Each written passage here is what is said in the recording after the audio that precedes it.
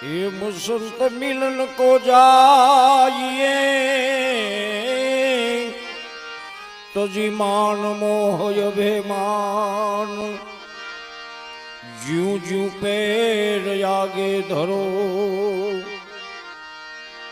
कोटिक यज्ञ સમાન.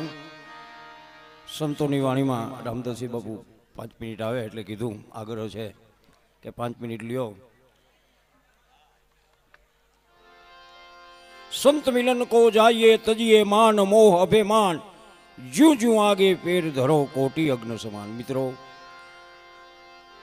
2 મિનિટની વાત છે.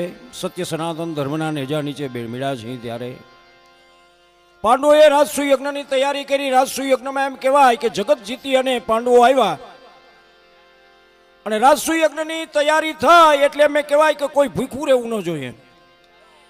દરેક સાધુ સંતો જે ભાગોળે હોય જે સીમમાં હોય કોઈ ભૂખ્યું ન રહીએ.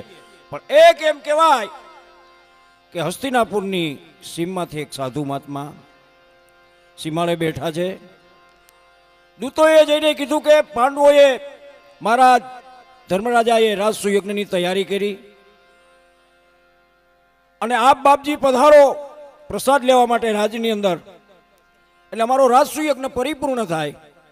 એટલે સાધુ કે હું એમ ના આવું. કેમ? તો કે મને એક રાજસૂય યજ્ઞનું ફળ આપો ને તો હું આવું. એટલે દૂતો પાછા ગયા.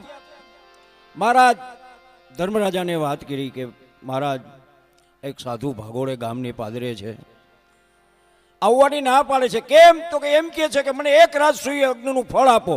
એટલે ભગવાન કૃષ્ણની હાજરી હતી, પાંડવો હતા. એટલે ધર્મરાજા એમ કહે છે કે હવે એક યજ્ઞ કરવો ને એક યજ્ઞમાં જો એ મહાત્મા ના આવે તો યજ્ઞ પરિપૂર્ણ ન થાય, તો આને ફળ કેમ અમારે એક યજ્ઞનું દેવું? એટલે એમ કહેવાય કે સહદેવને નકુળ ગયા. એટલે ફરી વખત કીધું બાપજી આપ અમારે ત્યાં પ્રસાદ લેવા માટે ઘરે પધારો, રાજસૂય યજ્ઞની તૈયારી થઈ ચૂકી છે, આપ પધારો ભોજન કરો. એટલે મહાત્માનો એક જ શબ્દ હતો કે રાજસૂય યજ્ઞનું ફળ મને આપો. પાંડવો 5 જે આવ્યા પછી પાંડવો મૂંઝાણા કે રાજસૂય યજ્ઞની પરિપૂર્ણ કરવો છે પણ શું કરવું? તે ભગવાન અખિલ બ્રહ્માંડનો માલિક કૃષ્ણ કાળિયો ઠાકર એ જગદંબાનું સ્વરૂપ દ્રૌપદીને ઈશારો કરે છે કે દ્રૌપદી હવે આ નારી સિવાય પાર નથી સાહેબ. અને દ્રૌપદી હાનમાં સમજી જાય અને દ્રૌપદી જાય છે.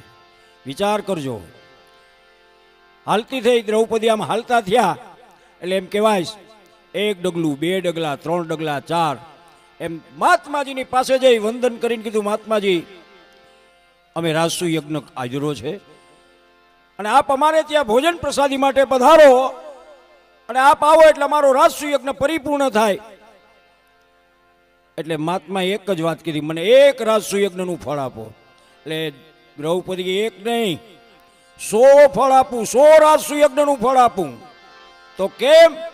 ત્યારે આ સાખી ગવાણી સંત મિલન કો જાઈએ તજીએ માન મોહ અને અભિમાન આ બધું ત્યજી અને કોઈ સંતને મળવા જાય એક ડગલું ભરો ને એક રાજસૂય યજ્ઞ બરાબર છે. એટલે બાપજી હું તો અહીં 200 ડગલા હાલીને આવી, એમાંથી 100 બાદ કરી નાખો તમારા અને બીજા 100નું ફળ લાવો, કરો કૃષ્ણ અર્પણ.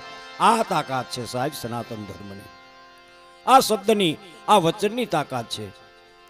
અને એમ કહેવાય કે એના રાજસૂય યજ્ઞમાં મહાત્માજી પધાર્યા. પણ પાંડવો અને કૌરવોનું યુદ્ધ થયું. મિત્રો બે સામે સામે બાથ પડીને બેઠા હતા. આ બાજુ કૌરવો આ બાજુ પાંડવો, બે આમ હથિયાર તેજીને. પણ કૃષ્ણ અને અર્જુન એમ કહેવાય કે બેયની વચ્ચે મધ્યમાં આવી અને કૃષ્ણએ રથ રોક્યો છે અર્જુનનો અને ગીતાનું જ્ઞાન કરે. મિત્રો વિચાર કરજો, એક એવો સંજય ન હોત ને તો તમને મને ગીતા ન મળી હોત બાપ. બહુ મહત્વનો પોઈન્ટ છે. આ બાજુ કૌરવો છે, કૌરવો એની રીતથી પાના હજાવવામાં છે યુદ્ધની તૈયારીમાં. આ બાજુ પાંડવો પણ એની તૈયારીમાં છે.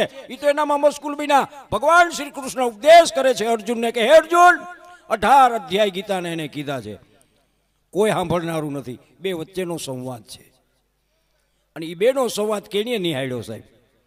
સંજયે નિહાળ્યો અને સંજયે લાઈવ પ્રસારણ કર્યું, ધૃતરાષ્ટ્રને કીધું બધાઈને. એટલે આજે તમને મને ગીતા યાદ છે સાહેબ. સંજય ન હોત ને તો એ ગીતા ત્યાં એ કુરુક્ષેત્રના મેદાનમાં રહી જાત.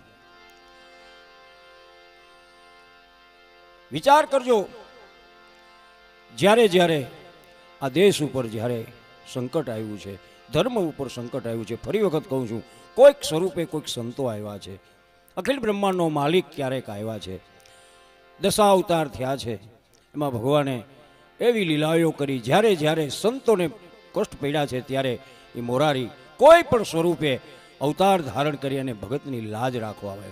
અને જે સનાતન ધર્મના જે સંતો થયા એ બધાએ વાણીઓ જ કીધી છે, બધાએ બોલીને જ ગયા છે. અને બોલ્યું એટલે કોઈ યુનિવર્સિટીમાં નથી ગયા, કોઈ ભણવા નથી ગયા, માત્ર આત્મજ્ઞાનથી અનુભવ કર્યા, અનુભૂતિ કરી અને પોતાના નિજમાંથી જે કંઈ અંદરથી જે કંઈ મળ્યું અને જે કંઈ તમે વિચાર તો કરો, બધાય સવારામ બાપા અભળ માણસ, દાસ સતાર, દાસી જીવણ, હોથી સાહેબ, કબીર સાહેબે તો આખું બધું કે કાલે મેં કીધું ને ભજન બોલ્યા કે ગુરુ તારો પાર ન પાયો, હે પૃથ્વીના માલિક તમે તારો તો અમે તરીએ.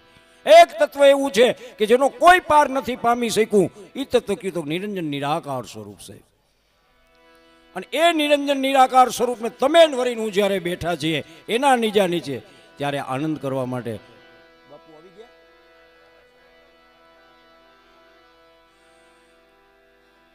ઓહો, આમાં અમારે શું છે, હમણાં કાંઈ બી નથી, અવાજ બેસી ગયા. અને પણ એની કંઈક બે શબ્દો આપણે આ જાય, શબ્દો પૂછવો બાપાના શરણોમાં ચડે કંઈક, અને કંઈક આમાં કલ્યાણ થાય. બાકી તો આમાં મેં કીધું એમ કાકરા કોરા છે, પડરે જ નહીં આપણા, અને ઢેફા થવું પડે, ઓગળવું પડે બાપ. પણ જે રામદેવજી મહારાજ ગદગંગાને ઉપદેશ કરતા હોય, જે સંતોએ ઉપદેશ કર્યો છે, એ જીવનમાં તમારે ને મારે ઉતારવા માટે છે. કારણ કે જે સંતોએ ઉતાર્યા છે આ ભવસાગર પાર તરી ગયા છે. બાકી તો આવન જાવનના જે ફેરફારા છે, અહીંયા આવે ને જાય 184 યોનિમાં ક્યાંક તમે ને હું ભટકવાના છે. કર્મથી બીજું કોઈ મહાન નથી. અખિલ બ્રહ્માંડનો માલિક કૃષ્ણ કાળિયો ઠાકર. એક વાત કરી દઉં ભાવ અને પ્રેમની, કેવો પ્રેમ હોય, રાધા કૃષ્ણનો પ્રેમ હોય, મીરા કૃષ્ણનો પ્રેમ હોય, યશોદા કૃષ્ણનો પ્રેમ હોય. અને પ્રેમને હિસાબે એમ કહેવાય કે કૃષ્ણ છે ને એ બાપ એવો પેલો જાદુગર જો જગતમાં કોઈ આવ્યો ને તો કૃષ્ણએ વાંસળી વગાડી છે. પણ એને આપણે મોરલીધર કીધો છે.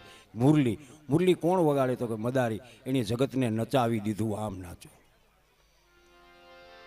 જગતને કીધું છે આમ રેવાય.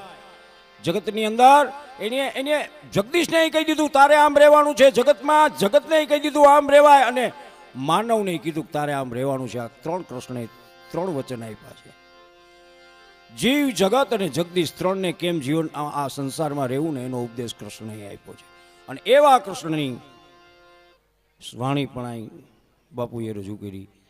ફરી વખત આપણે જેને સાંભળવા છે, કારણ કે માહોલ બંધાઈ ગયો છે. બાપુએ આજે એવો માહોલ બાંધ્યો, એવો માહોલ, એક છાયા બંધાડી છે.